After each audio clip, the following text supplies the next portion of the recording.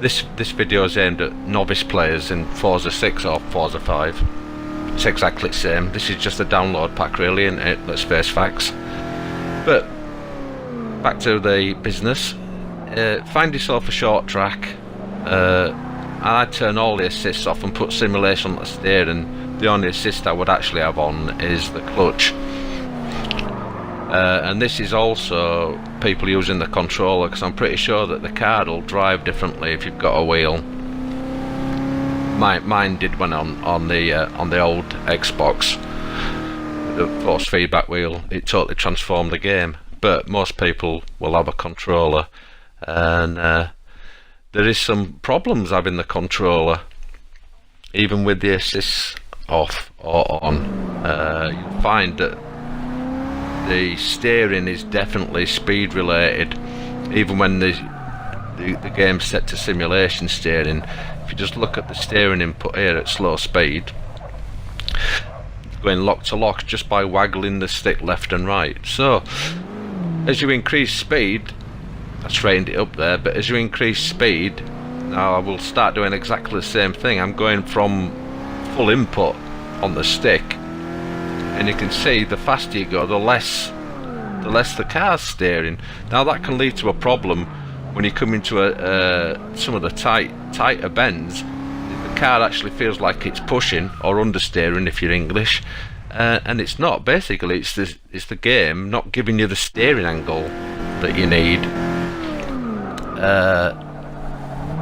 and that's the only warning I've got. Now, if you can't drive a car, even a slow car like this, it's the 1940s Ford round the short Rio track, if you can't do it within 0.1 of a second every lap consistently, there's absolutely no point at all in ever going to the tuning shop other than to give yourself more power. It's the small bits of tinkering that get you right up the leaderboards, if that's what you're interested in. I know that that's the only game that I want to play. The AI is so dreadful that I don't want to race it. I just want to do hot lapping, and that's what I do. That's how I play Forza, I suppose. So that's the kind of person it's aimed at, and it does require patience to get good at playing these kind of games. I mean, to really do justice to the game, you probably need a steering wheel and pedals. I mean, I had one for my old Xbox, the Fanatic one. It had a clutch as well, and it worked really well. And like I said earlier, it did totally transform the game, but it's much more realistic. You could even do faster lap times once you got used to using the clutch and that. Oh, that guy can drive.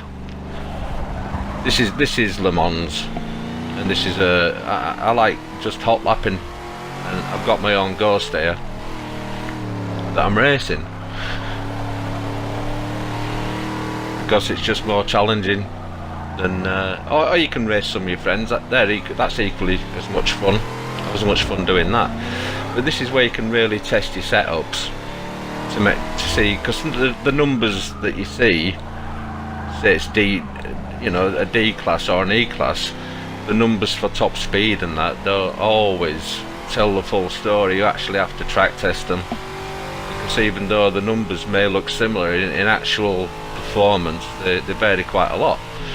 But you're never going to find that out until you can drive consistently. I mean, there's nothing wrong with driving with assists on, but I already think there's quite a lot of assist on this game.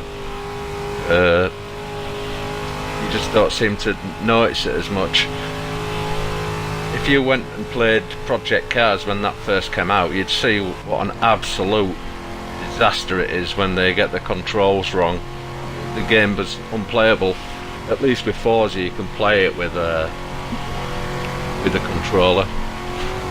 It does require a lot of patience though, to get to any standard where you're going to get in top 500 on leaderboard. Some of my times are the top 50,